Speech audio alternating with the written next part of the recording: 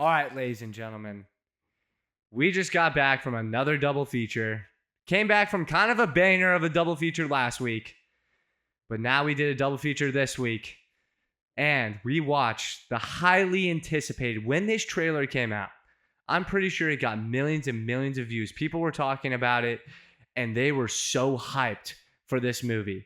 Not only did it have it went into the sports genre, but it went into sort of the horror and culty and sort of interesting vibe. But we are talking about Him, directed by Jordan Peele. And let me just tell you, this movie is one of the biggest disappointments of the year. Not even close. Not even close, Gavin. You know, we were pissed coming out, and I will reference it, Jurassic World, Mission Impossible. This is just on that level. And for me, this is, already spoiling top 5 worst movie of the summer. You're talking about Jordan Peele, okay? And let's get into Jordan Peele a little bit. Jordan Peele got off to such a hot start as a director. Everybody wanted a piece of Jordan Peele, whether it was like, if they had a script, they want Jordan Peele to direct it, especially if it was a creative idea. And I do appreciate Jordan Peele for taking creative chances and doing sort of these creative stories and having his own spin to it. But this was an ass. He had to be. There's no chance otherwise. He had to be on acid. He had to take shrooms. He had to take some sort of psychedelic, get a pen and paper, write the craziest script he's ever written, and was like, let's just throw in football in there. And that's it. That's it. I mean, the beginning of this movie was promising. I was like, okay, like I don't see what anybody has a problem with this movie. I don't know why anybody sort of hated this. This kind of has a good start, compelling start to it. A little bit of randomness here and there, but I'm like, okay, I'm bought in a little bit. But then we got an hour and 20 minutes of just straight buildup, randomness, culty, not even scary horror. I was not scared once during this movie. I was just like, what am I watching? Me and you turned to each other multiple times, and I was like, what is going on right now? Some of the writing in this, we both looked at each other. Was that a professional person writing that? Like, they got paid to write that? It's embarrassing. And on some level of how bad this movie is. And I personally am just disappointed because when the trailer comes out, instantly, we work in sports. Right. We're sports people. Everybody was hyped about it. Everybody was hyped about it. I felt like it captured the casual audience vibe too, and the sports audience vibe, and everybody was hyped about it. The promotions were great. For Monday Night Football, you had them making appearances on Monday Night Football, advertising this movie. And then you come out with basically all build up, weird plot holes, nothing character development, not compelling storytelling whatsoever, and just weird, culty, freaking some of the scenes I'm watching, I'm just like, this is so weird. And there's I guess weird stakes to some of these scenes, but I just didn't like it whatsoever. And we're going to get into the details of it, but I had to rant there a little bit because when that movie ends, I'm like, I just don't like this route that Jordan Peele is going down of doing the most weird, trying to be the most creative person in the room, trying to be the most creative director of all time, and doing all these weird things. And with something that, like, to be honest with you, it could have been really good, but it wasn't.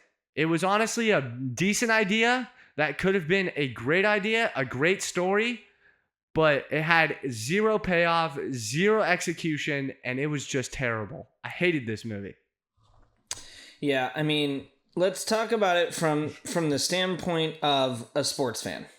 Okay, so the movie opens up on their non-copyright version of the Super Bowl, which I don't remember what exact abbreviation they used, but their non-copyright version of the Super Bowl. Yeah. And it's this kid, which is Cam, sitting there in front of the TV, and it's Isaiah White, Marlon Wayans' character, playing to win the Super Bowl, and it's their hometown team. It's who they root for, and he throws the game-winning touchdown, but I mean, he snaps his leg in half. Like, bone is sticking out of his leg, and his dad is, hyped up and congratulating him, and he goes, no guts, no glory. It becomes a big line throughout the movie.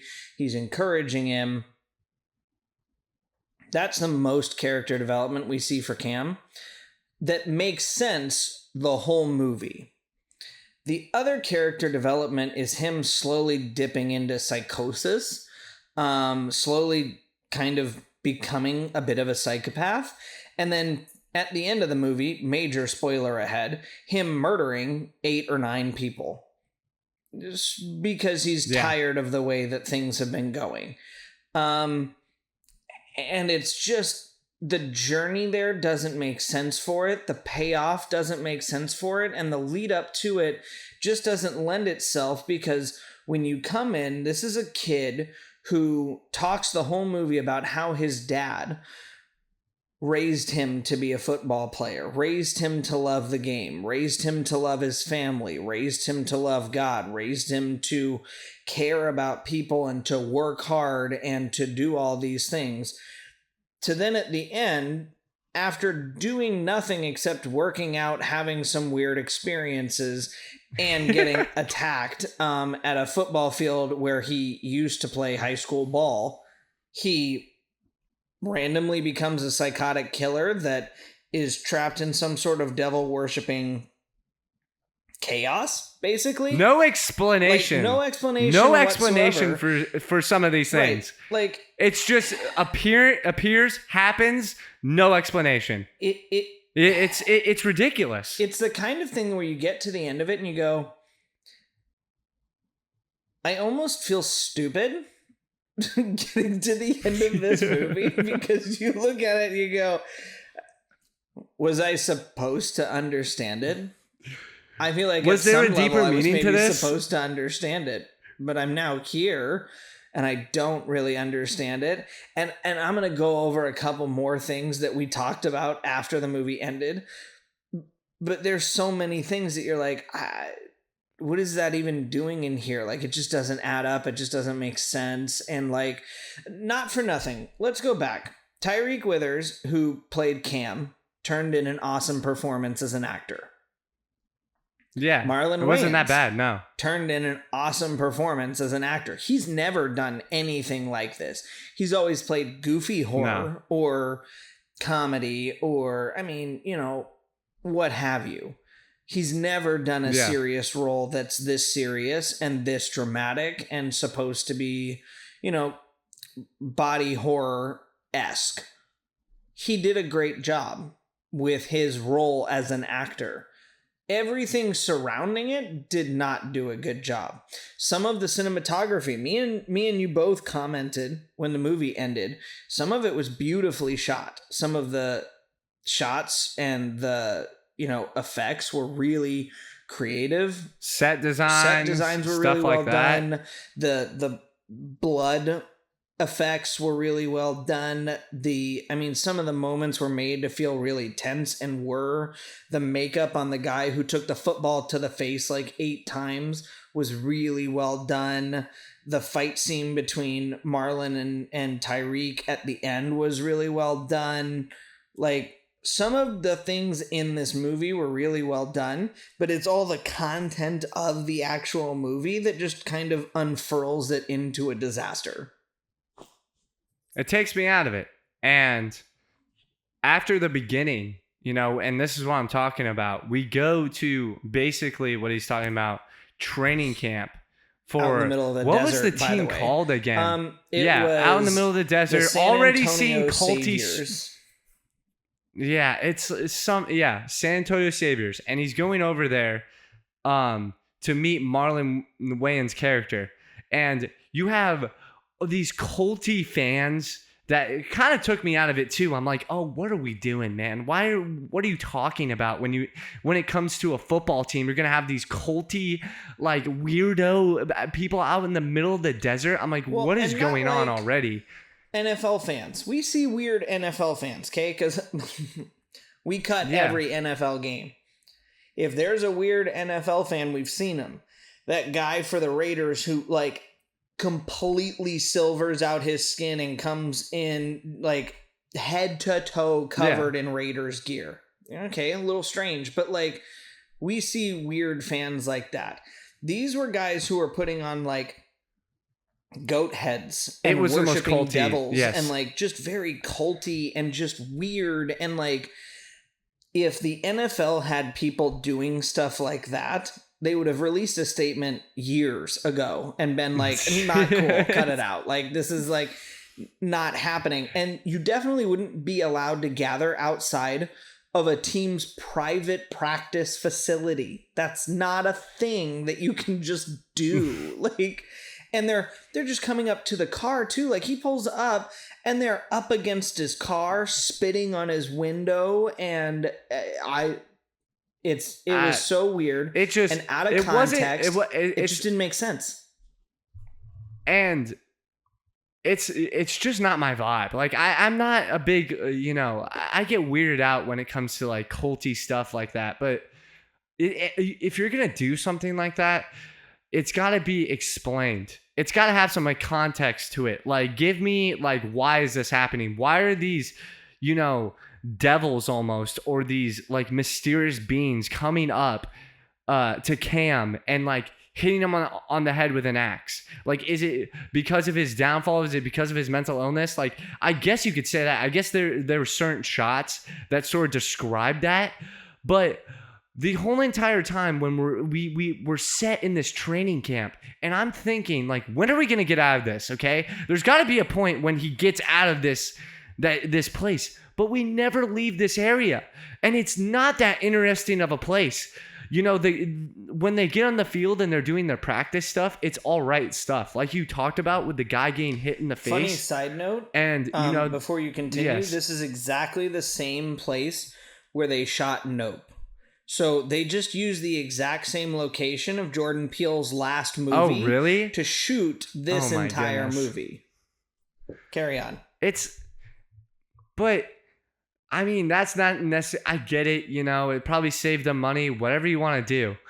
But we go into this place and we're obviously getting like title cards. It's like resilience, like pride. And like, I can't even remember these things because I just don't really care. The best way I can think of describing them is the characteristics that are supposed to build the modern of a professional quarterback, athlete. the professional quarterback, leadership, whatever. But it's literally like leadership, like discipline, like, or whatever. The content that follows it, it just doesn't match. It just doesn't match. And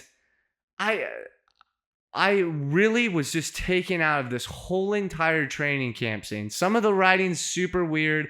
Some of the scenes are just whatever, but it's just a bunch of randomness. I mean, and I just don't appreciate it. The only scene I kind of was into was when they were practicing.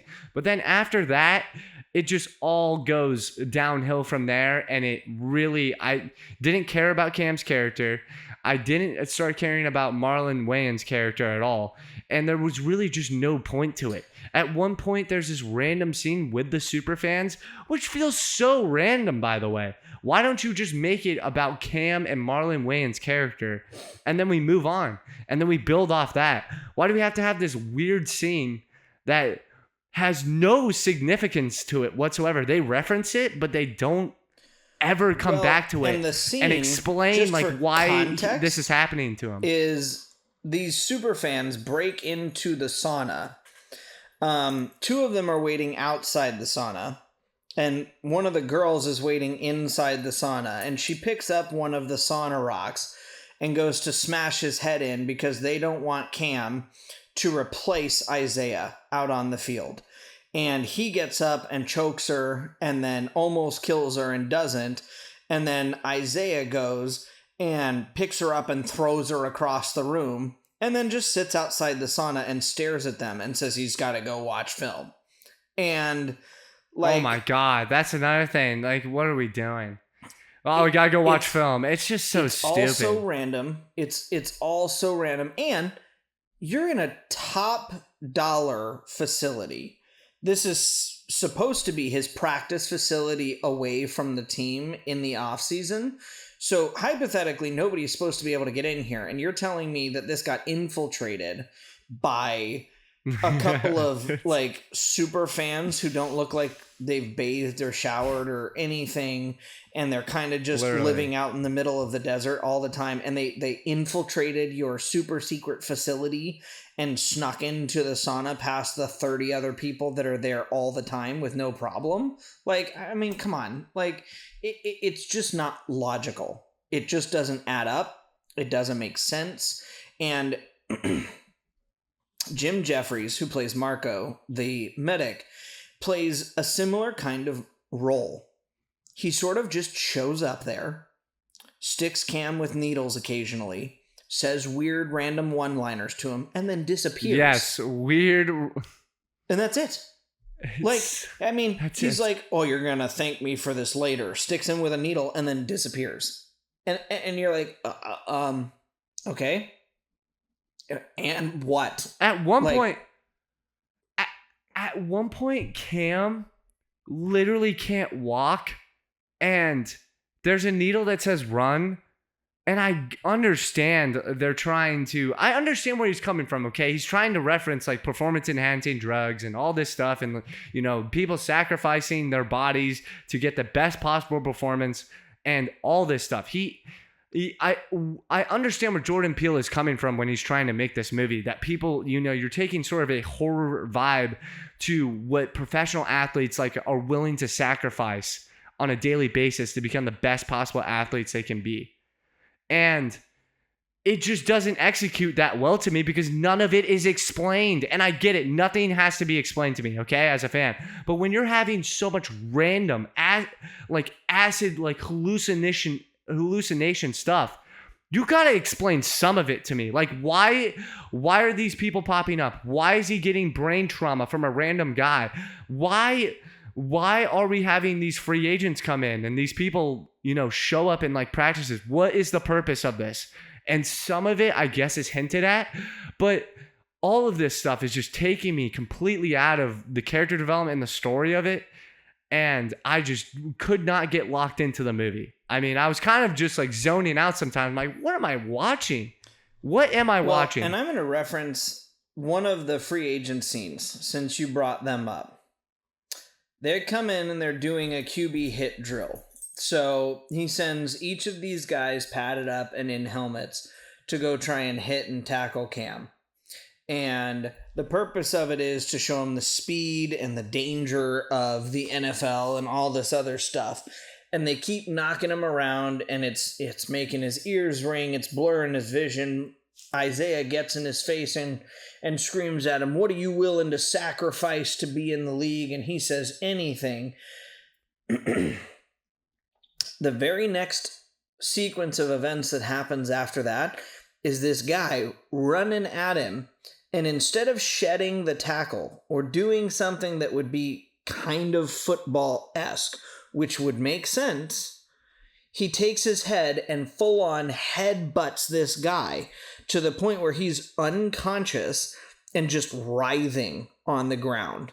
I mean, just completely debilitates this guy.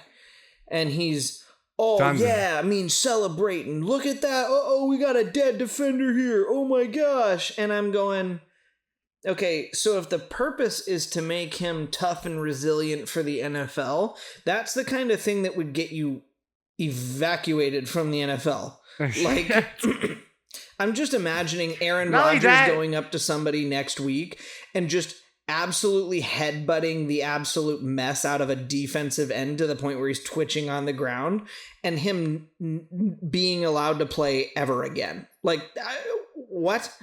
And then they celebrate and they fist pump and everything else while the guy is still on the ground. And this is supposed to be the same kid who is big in faith, big in family, big into proper football, big into caring about people. And you're telling me that 3 days of training with this random quarterback is now making him very close to a cold-blooded killer just because he trained with this guy. Like, I need you to find the logic in there for me. It doesn't make sense. And I understand, I guess, they shot him up with Isaiah's blood and stuff, and, they were trying to do that, but it's just not explained. Give me like a monologue or something being as though, oh, what do you think we've been injecting you with, And then they go into like this whole entire like psychosis on like what is happening to Cam, and then his brain damage was also like a reason. This is why we had brain damage for you. We've been using you, so I can take your youth from you or something like that. That's where I thought they were going down with it. I thought they were going down with like Isaiah was trying to take Cam's youth so that he could have a longer career and play like 10 more years or something. And then, I guess that's what they had at the end of it, but they really didn't execute it that well. And not only that, if we're talking about, we spend the whole entire movie in this training camp.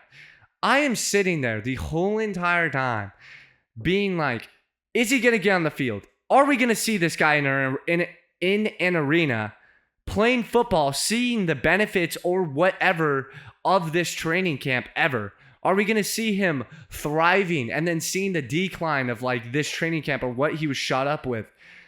There was just no payoff to this whole entire sequence. I felt like I was watching a whole entire mini series of setup, and then we get to the end and I'm just left with like wanting more. And it's not a good wanting more. It's like, what did I just watch for an hour and 20 minutes? Because you're not going to get a sequel. Well, you're not going to get anything else from this franchise. It's not a franchise. Ridiculous. Jordan Peele doesn't do sequels. He does singular movies. Exactly. And I'm sorry, but the ending scene, all on its own. Okay, so this whole movie has been about him being brought onto this team, and he's going to have to sacrifice things. And they've been hinting at the facts that there might be something nefarious at work here. Okay, fine. Whatever. But then we get to the end of the scene, and there's an actual pentagram in the middle of this random field, and they've got it set up like an actual like cult devil like ceremony. And you're going, okay, yeah. So at no point in the film were we devil worshipping cult vibes. We were weirdo cult vibes. We were, hey, we do crazy stuff because we're kind of psychos about getting into the NFL and making it big and all this other stuff. And we had the explanation of, oh, we transfuse blood because we think that that's, a really cool thing. And that helps us become the one. And then we complete 180. And, oh, by the way, it's a devil worshipping cult. And you're like, what?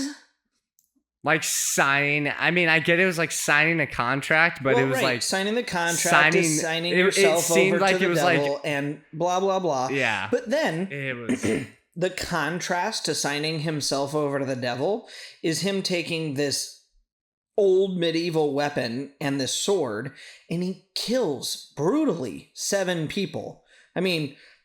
To our knowledge, just turns into basically has never killed anybody and becomes a bona fide serial murderer in 45 seconds. Dude, it's like, come on. Like, the joke that I made to Brett as we were leaving the theater was, so this God. is the Aaron Hernandez comedy. Got it. It's that's what this is. Like, this so is ridiculous. What are we doing? That's my thing. If they would have, and I don't mind, you want to go like crazy, devil worshipping stuff, that's okay. But you got to show me, him being successful, him having success, him in the league. The whole entire point of this story is him making it into the league. We get this whole entire payoff of him signing the contract. Camp? Like, that's what we're trying. Why do we not see him in preseason? That's what we're trying to do. Why do we not see him in regular season? Yes. We never even saw him in full uniform. The most we got to see him in was in pants. I didn't get to see him in full uniform and once. Practice gear. And practice practice pads. gear. Like, come on. I was expecting to see this guy's journey, not this guy's 7-day trip to a practice facility out in the middle of the desert. Like, you sold this as an NFL horror, and you're telling me I'm never going to see him in the NFL at all? It's nothing. Like, it's nothing that people were going to expect. I was expecting this man to come out in an entrance, you know, and we were going to see the clash of like normal people and this man's like devil worshiping soul on the field, and just him taking over and taking people out, and seeing the benefits of it and the decline of it. And we got none of that. We just got a bunch of weird characters in a weird setting in a random place with random scenes with acid tripping craziness the whole entire movie. That is not ever explained. It's never, I don't need you to spell it out to me either. I've watched really complex stuff, okay? It's not like I can't understand let's it. Bring but up, when you're I'm going to give you this some credit here, because I randomness- just watched a movie recently that Brett suggested that I watch, which, by the way, major props to Brett, because I can't believe he'd seen this movie before I did. Brett suggested I watch Long Legs. Nick Cage.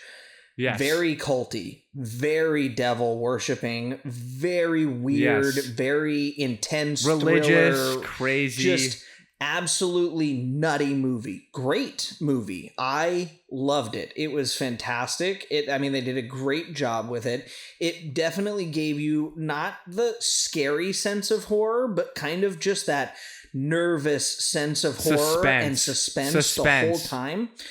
And you had to pay attention.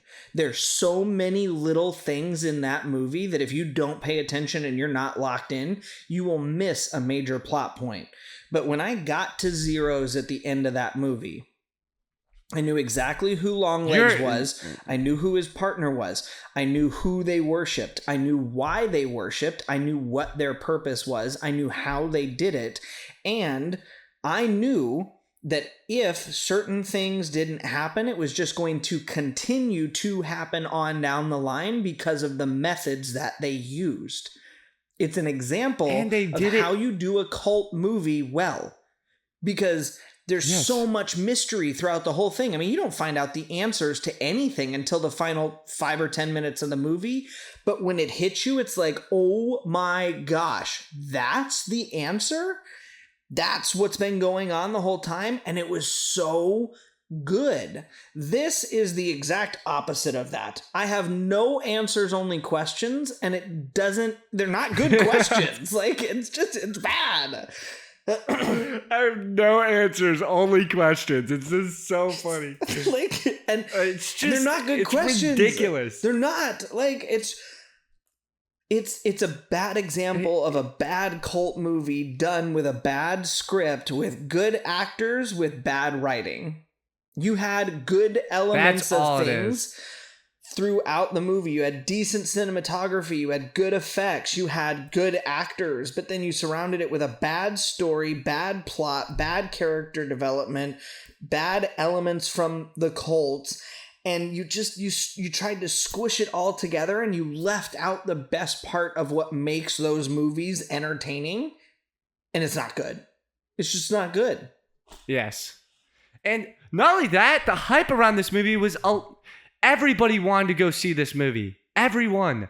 It's not like, oh yeah, this is, a cool movie, cool concept. I'm going to go see it. Only the real true movie fans. Like, people wanted to go into theaters and go see this movie because of the marketing, because of the way people hyped it up. The actors were hyping it up. So when you have all of this build up, and then the first, we weren't able to go to the first showing of this movie, but when Rotten Tomatoes critics comes out at 30%, then the audience score comes out at 50%, and probably even lower than that, and IMDb is giving it 5.5. I'm gonna you're basically just saying, is this worth it? Do I need to go to the theaters and go see this? And there was a couple of people in the theater to go see it, and we were probably a week out from seeing it from its original release. But man, it's such a disappointing 2 people movie. in our theater. A week after release. It was. We went to go see 28 years later, a week after it released, and there were a dozen people in that theater, and that movie was almost unheard of when it came out. I mean, the marketing for that was minimal. Yeah. Like, and here's the thing, a lot of people just wanted to go see it because it was Jordan Peele, and he's done good projects before. The only project that Brett has seen is Get Out, and it's by far and away his best project. Okay, It's a masterpiece. It's a masterpiece. When that movie released, and the twists and the turns and the plot and the character development and the cinematography and, oh my gosh, the actors that he got for that movie, it was fantastic. It was the best horror film for the previous year, that year, and the following. I mean, it was one of the best. And then you came out with Us, which was a slightly lesser quality, and then you came out with Nope, which was even lesser of a quality, and now we're here, and people are excited because they're going, well, maybe this one will be good. And nope, it's not. It's not good. But people still went to the theaters because it's Jordan Peele. Maybe it'll be good, and it's not. It's not good. I'm not feeling that way anymore. I'm not feeling that way anymore. I mean, people liked Us. You know, I definitely need to go see like 2 more of his films, but I'm not. I mean, after seeing this movie and hearing about other movies and hearing how Nope was for you and hearing how other people talked about Nope, I don't feel that way at all, you know? And I know Jordan Peele, I think, came out with, he either like co-produced it, co-directed it, but he came out with a good show on Amazon Prime. I'm forgetting the name of it, but it was decent. It wasn't even anything crazy. And even like the payoff in the end of that was like kind of average. But I'm starting to not really feel the vibe of Jordan Peele. I feel like this man, it seems like he just has nightmares. He's trying to be, I told you this, and I mean, this is probably being a little too mean, actually whatever. One of but my favorite comparisons of yours. No, this is the line. He's trying to be like, he's a wannabe Stephen King right now. He's a wannabe Stephen King. He's trying to tell these crazy complex stories with some crazy complex devil-worshipping, monstrous, like horrifying stories with like a normal concept, just like Stephen King does. And Stephen King is one of the greatest writers, if not the greatest writer of all time. But when I go in and I know that your movie is going to be crazy all over the place, but you're not explaining anything to me, everything is random or it's boring, slow paced, you lost me, man. You lost me. And I know he's going to direct plenty of movies in the future because it's Jordan Peele. Like, he still has, from the director of Get Out, everybody's going to be like, I'm going to give him a chance. Why not? But I don't think he's got that clout after this movie. I think this is one of the biggest flops of the year. I mean, people were talking about Thunderbolts as being a flop, but realistically, if you're talking about the hype, like what people were excited for, people were excited in being like, this is going to be one of the best movies of 2025. And guess what? It was one of the worst movies of 2025. So your credibility has been on a slow decline, Jordan Peele, and it's only getting worse and worse and worse. And in a summer where you've even said, I mean, and we're approaching the fall where even more movies in this genre are coming out. I mean, we're not... Brett thinks he's escaped most of the horror films, and to be fair, he has. There's fewer titles as we're heading into the fall and the winter. No, not none. Just fewer, because we have Black Phone 2 coming out in 2 weeks, which we saw a trailer for again today, which he's super excited about. By the way, he doesn't close his eyes or get twitchy at all when that trailer comes on anymore. Oh my god. Whatever. Well, and we have the Bone Temple in January. That's going to be amazing. But the point of that is, you have the horror movie genre making this epic comeback this year. I mean, the movies have never been better.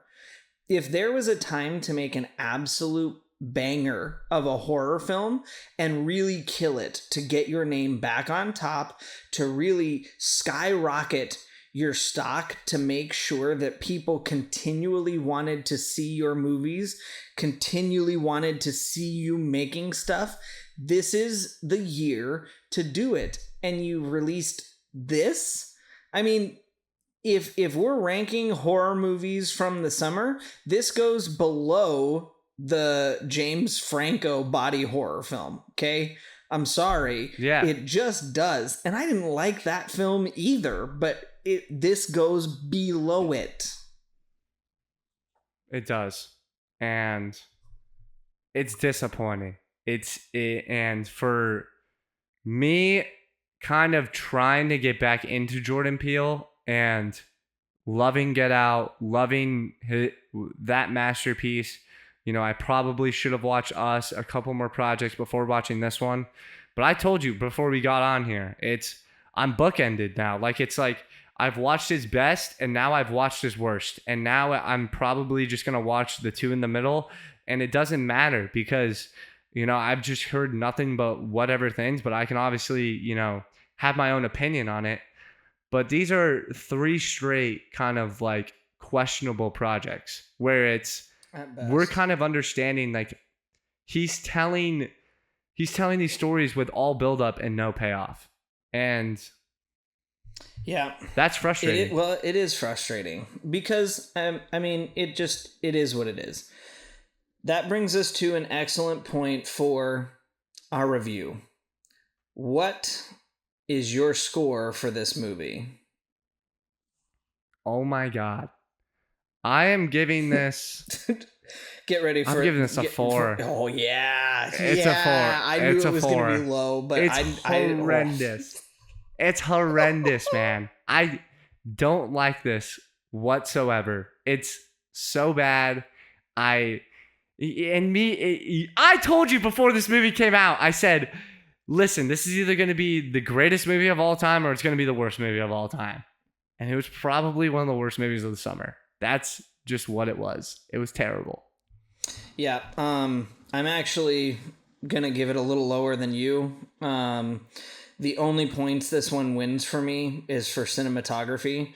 And realistically, some of the effects were very Monty Python. When he cuts the guy's head off at the end and it's spewing blood for a full 30 seconds, it's very Monty Python for me. I'm sorry. Like, it just is. Like, the way that the splatter looks on him afterwards is kind of cinematic, but like everything in this movie is a disaster. So for me, you're getting a 3.5. I'm sorry. It's bad. It's bad.